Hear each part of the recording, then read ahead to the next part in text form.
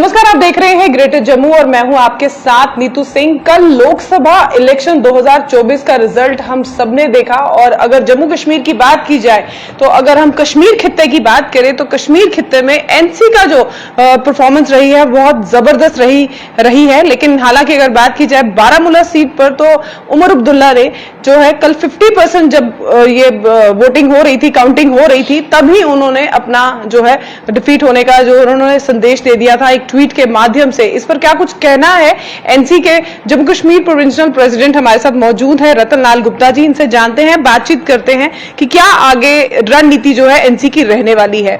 Sir, greater Jammu में आपका स्वागत है। जिस तरह से कल एनसी का प्रदर्शन देखा गया है, बड़ा जबरदस्त प्रदर्शन रहा है, लेकिन अगर उमर अब्दुल्ला की बात की जाए तो वो अपनी कॉन्स्टिट्यूंसी से वो हार गए। क्या कुछ कहना चाहेंगे इस समय की मौजूदा स्थिति को देखकर आप? देखिए, नेशनल कॉन्फ्रेंस ने पार्लियामेंट के चुनाव में इंडिया अलायंस की पांच सीटों पे बड़ी मेहनत, बड़ी लगन के साथ हमारे कारकुनों ने और हमारी लीडरशिप ने काम किया। 2 जम्मू की थी जिसको हम कांग्रेस को सपोर्ट कर रहे थे और 3 नेशनल कॉन्फ्रेंस की वैली के अंदर और अनंतनाग और ये पुंछ राजौरी की थी। पुंछ राजौरी में बड़ी मेहनत के साथ, बड़ी लगन के साथ हमारे कारकुनों ने वहाँ और हमारी लीडरशिप ने, खासकर डॉक्टर फारूक साहब ने, उमर साहब ने जिस कदर यहाँ पे मेहनत की और उसके रिजल्ट्स जो आए वो आपके सामने हैं। इसी प्रकार श्रीनगर कॉन्स्टिट्यूंसी में भी बड़ी मेहनत हुई। सभी साथियों ने, जितने हमारे कारकुन थे, लीडरशिप ने, बल्कि उमर साहब ने खासकर पुंछ राजौरी और खासकर ये जब हम चिनाब वैली की बात करते हैं तो बनाल से लेके पाडर तक उन्होंने रोड शो किया कांग्रेस के उम्मीदवार के हक में। और इसी प्रकार हमने बाकी वैली के अंदर भी तमाम जगहों पे बड़ी मेहनत से, बड़ी लगन के साथ हमारी लीडरशिप ने और हमारे वर्करों ने काम किया। और श्रीनगर के भी रिजल्ट हमें दोनों सीटें बड़े अच्छे मार्जिन से जीती हैं। बारामूला की सीट पे भी आपने देखा कि जितने भी नेशनल चैनल थे उनका जो एग्जिट पोल आया उसमें वो नेशनल कॉन्फ्रेंस को 3 की 3 सीटें दे रहे थे। खासकर बारामूला की सीट भी उन्होंने कहा कि ये नेशनल कॉन्फ्रेंस बड़े इजीली निकाल रही है।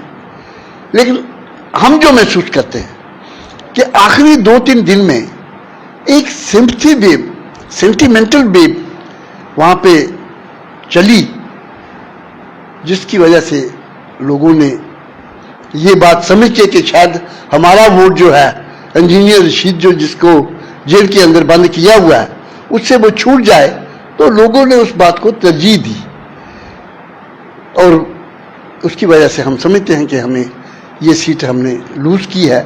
लेकिन यहाँ तक लोगों का ताल्लुक है, एक पानी के बुलबुले की तरह या तूफान की तरह एक झोंका आया और चला गया, उसमें लोग बह गए।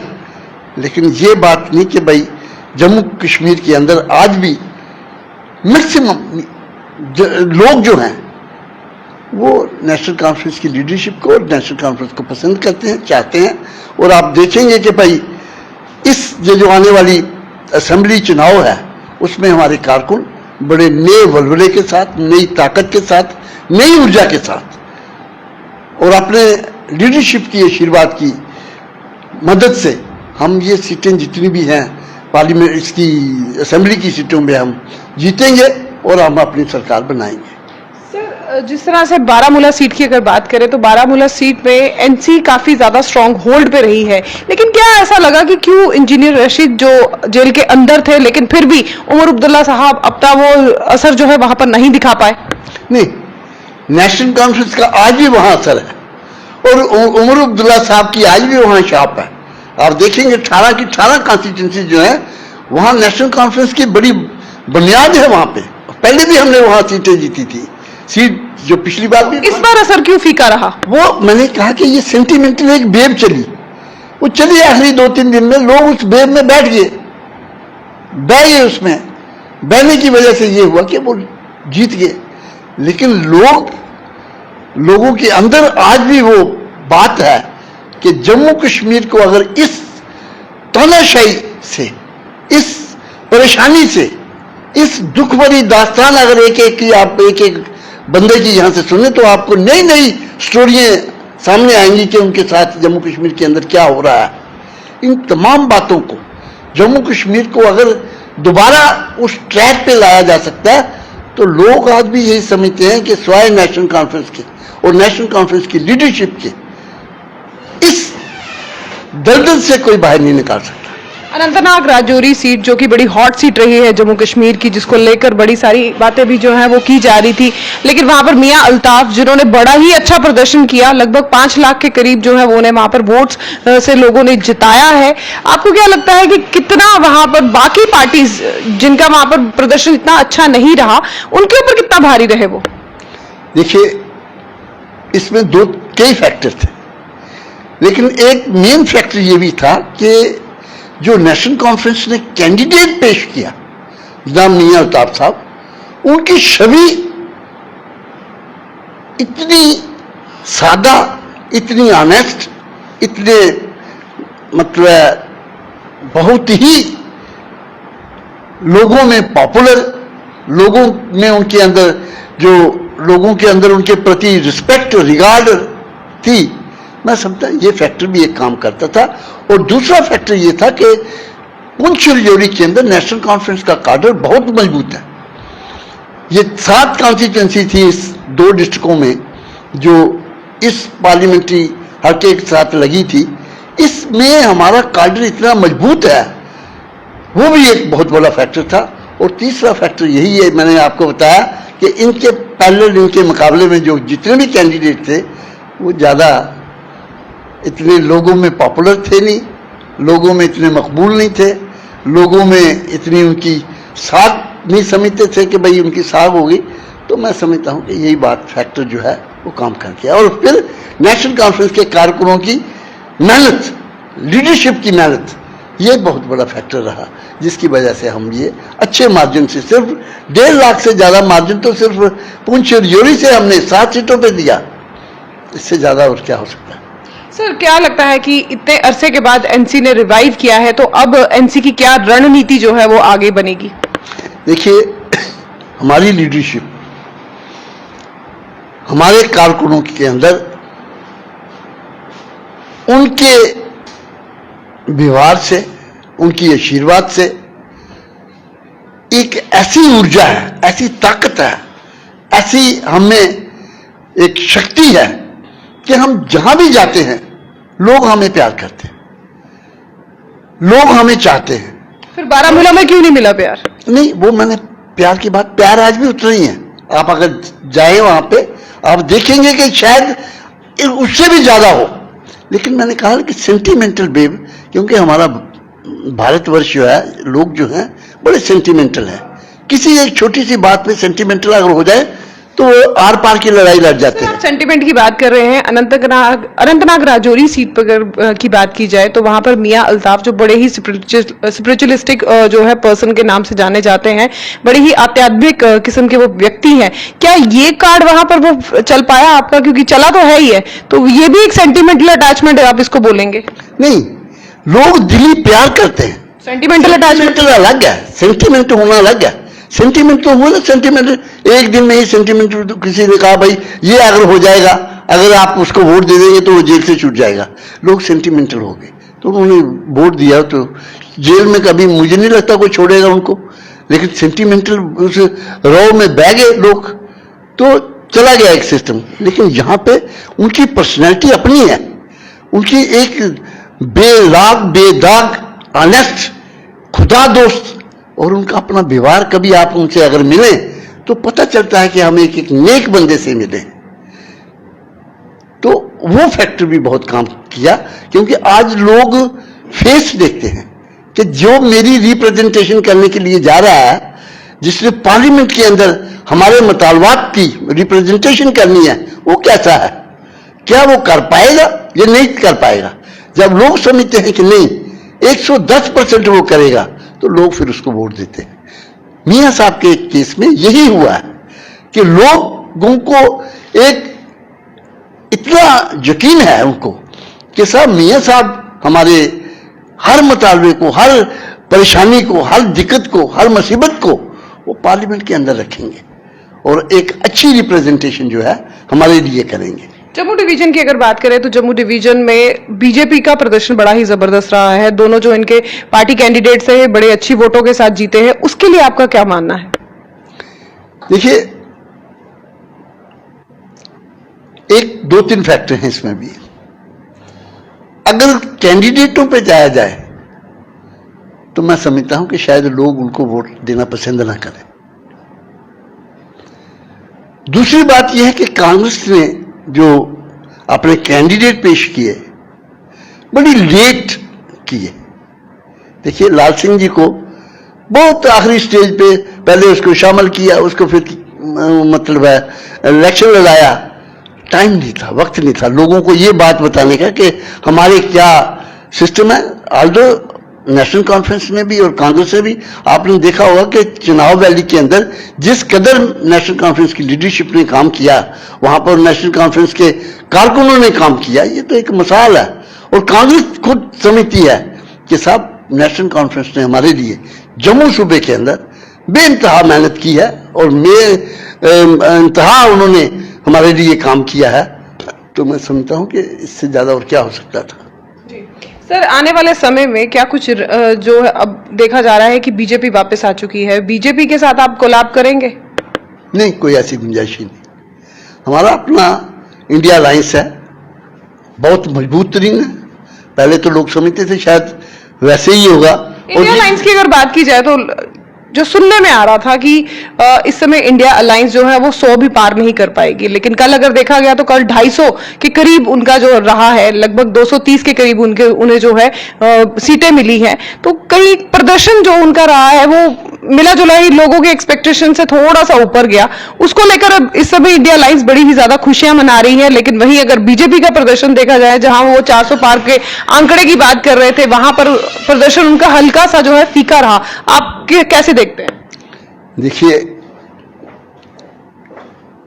मुल्क के जितने भी चैनल थे, नेशनल चैनल लगा लीजिए या लोकल चैनल लगा लीजिए, उनके एग्जिट पोल ने जो साबित किया और साबित करने की कोशिश कर रहे थे कि शायद 400 पार हो जाए या 370 बीजेपी ले जाए। इससे ये आप महसूस करेंगे कि जितना मीडिया है मुल्क का, ये किसी के कहने पे चल रहा था क्या? वो जो एक साजिश रची गई कि साहब हम इस तरह प्रोजेक्ट करें कि 2 दिन में बिल्कुल ही डिमोरलाइज कर जाए। लेकिन दूसरी तरफ हम लोग जो इंडिया अलायंस के लोग थे वो तो समझ रहे थे कि नहीं, हमारा प्रदर्शन बड़ा अच्छा है, लोगों ने हमें वोट दिया है और इलेक्शन में जब अकाउंटिंग हुई है तो उसने साबित कर दिया कि जो हम कहते थे, लोगों ने हमारा साथ दिया और हम वहां पे पहुंचे हैं। हमने जो अपना गोल था अटेन किया और हम तो टच करते रहे कि भाई हुकूमत बना जाएंगे, और आज भी कोई पता नहीं है कि कल को हम हुकूमत ना बना जाएं। आज भी अगर हमारे अपोजिशन के साथी जो ये नीतीश जी या दूसरे चंद्रबाबू नायडू जी, अगर आज वो बात कहें तो मोदी जी कहीं नहीं होंगे। तो हमारा कहने का मकसद है कि ये तो मीडिया इस किस्म का उन्होंने एग्जिट पोल बताया कि भाई हमारे तो वैसे ही, लेकिन हमें अपने काम पे भरोसा था, उस पर कॉन्फिडेंस था और उसका रिजल्ट हमारे सामने आया। पार्टियां जीतने की बात करती हैं, पार्टियां कुर्सी पर बैठने की बात करती हैं, लेकिन देश के हित की बात जो की जाती है उस पर अमली जामा उसको नहीं पहनाया जाता।